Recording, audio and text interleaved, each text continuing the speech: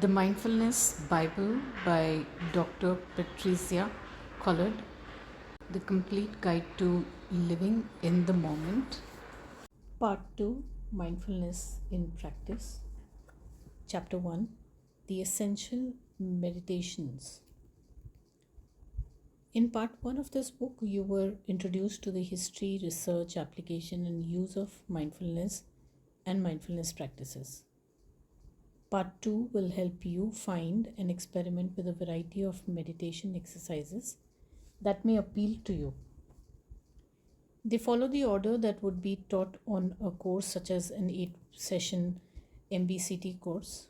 However, it is up to you whether you wish to follow this order or create your own program. There is no right or wrong way of doing this. There is only your way of doing this, just as John Kabat-Zinn has said. Making yourself comfortable. You should start by selecting a special space at home to which you will return regularly to practice mindfulness. Your subconscious will remember that this is the place for peace and stillness. If you have a spare room to do this in, that is wonderful.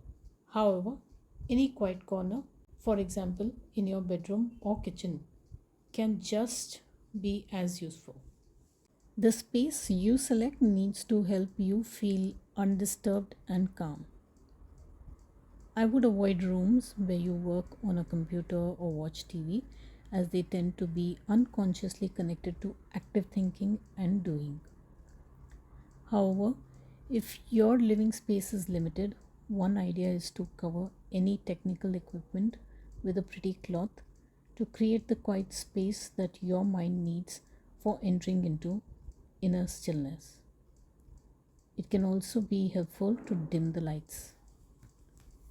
The invitation is to use your imagination and your personal preferences to design a peaceful area. You may want to include the following items: a little table with a candle, a photo of calm and serene place, fresh flowers and or shells, stones, dried flowers, and so on that you have collected yourself. Choose whatever gives you a sense of gladness and serenity. You will also require a supportive chair, a stool, and a cushion to sit on, or a yoga mat, blanket, or rug if you want to lie on the floor. A shawl or a blanket to keep yourself snug. I will offer you a variety of theories and ideas throughout this book, but a large part of your learning will come from practicing meditation yourself. Certain instructions are constant in most meditations. They are to sit with dignity, upright but not stiffly. Focus on your feet being connected with the ground. Breathe naturally. Observe the natural in and out breath, allowing your breath to just happen. Bring your mind back from the wandering off and reconnect it to your breath or any other focus of your choice. To practice meditation effectively, it really helps to keep at ease. So choose postures that are conducive to feeling calm and aware. Only sit cross-legged on the floor if that feels comfortable. Alternatively, you can sit on a chair against the wall, kneel or stand, whatever works for you. Having the right posture is really important to enable you to focus on the mindful exercise and for your well-being. If you are sitting on a chair, make sure that your feet are firmly on the floor. Do not cross your legs to avoid getting pins and needles. If the chair feels a little high, a cushion underneath your feet will help you feel more grounded and solid. Sit upright and with deliberate awareness. Your lower back can be aligned with the back of the chair from the waist upwards. However, straighten your back so that it supports itself. Keep your neck loose and relaxed and your chin slightly tucked under. Rest your hands in your lap with the palms pointing either down or up. A shawl or a blanket around your shoulders will keep you snug and warm. If you have chosen to rest on the floor, lie down on a yoga mat, thick blanket or rug, and try a thin cushion under your head.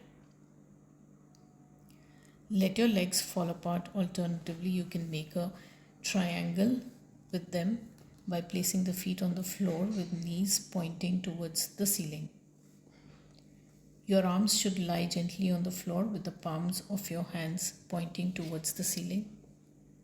Again, use a blanket or shawl to cover yourself and keep you warm. Feeling peaceful and calm is an important part of making yourself comfortable before starting. In reality, however, it is not always possible to find total silence. So, whatever sounds occur in the background, try to let them pass by without focusing on them. It can be very helpful to make a date with yourself for your meditation practice. Note it down in your diary. I recommend times when you are neither too hungry nor too full or too tired. Ideally, wear comfortable clothes such as leggings or loose trousers and a t-shirt and warm socks. If you feel mentally restless or have to-do lists running through your mind, start with some mindful movements before settling down to meditate. What can get in the way of mindfulness practice? The following is only a selection of hindrances that can get in the way of your mindfulness practice. You may find your own and could note them down in your diary. Awareness is the first step towards freedom and change. Mindfulness requires ongoing endeavor. Mindfulness takes determination, but the good news is that the longer you practice, the easier it gets and the more joyful your life may become. Initially, your thoughts will be scattered all over the place. You might feel helpless, but the more you focus on being fully connected to where you find yourself right now, the easier it will be to find peace of mind in the moment. Even in a challenging moment, for we know this too will pass and everything passes at last. Mindfulness is best practiced throughout your day. It is not just for when you sit down and meditate. Focus on being mindful of your thoughts when you are doing everyday tasks, and you may find that it will become easier to remain aware even when things get tough and demanding. There may be distractions.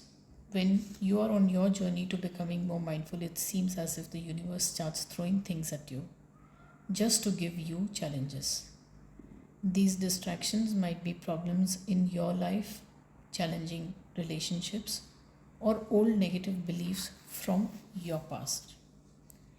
These are great opportunities to practice present moment awareness.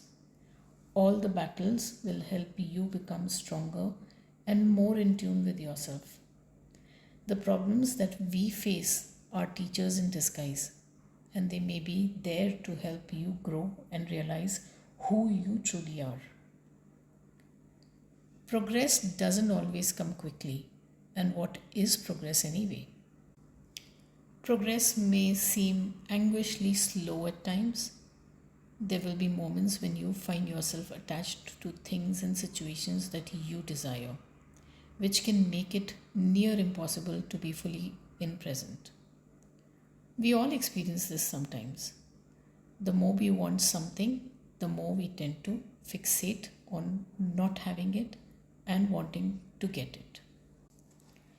Try saying the following to yourself to remind yourself to be grateful for what you have right now. If I manage to release the attachment and focus on being grateful for what I have in the moment, my life seems to shift to a more peaceful space. You may want to throw in the towel. As on any worthwhile journey, you may be tempted to give up on many occasions. But it is at the times when you feel most frustrated that you are often on the verge of a breakthrough. Our lives are very similar to the seasons. We go through cold, dark winters and joyful, expanding summers. It all comes and goes. It's part of the ebb and flow of life. When you realize that the challenging times are there to help you grow, you will automatically feel more peaceful and relaxed. Too many fixed goals may challenge your mindfulness practice. Having goals is a fantastic thing, essential even, but when you become overly attached to them, you may find they distract you from your mindfulness practice. You will know that you are too attached to something when you start feeling frustrated, angry, and negative. Attachment muddles our clarity. You are probably pursuing your goals because you believe they will make you happy. Remember that when you start letting your goals pull you into a stressful state of mind, all you need to do is focus on the good things around you. And you may indeed start feeling the happiness that you think you need to chase. This will make you much happier in the long term and, of course, right now too. You might forget that the journey is the destination. Most people miss the fact that the reward lies in the journey. Have you ever noticed that when you reach a goal, it is not as exciting as you thought it would be? Sure, it feels great to hit a milestone, but if you do not replace that goal with another one, you will soon find yourself feeling unfulfilled. That's because we are goal seeking beings. Humans need goals so that they can feel a sense of purpose. It is on the journey that we learn, grow, and become better. When you are practicing mindfulness, remember that there is nowhere to arrive at. If you focus on what is going on right now, the rest will take care of itself. Now and then, you'll want to be anywhere but in the now. Even the most enlightened masters on earth have to deal with difficult situations and chaotic thoughts. The difference is that they have learned to accept the moment for what it is. When you do this, you become the guardian of your inner space, which is the only way to feel good inside and to find peace of mind right now. Coming up next is the body scan practice from part 2.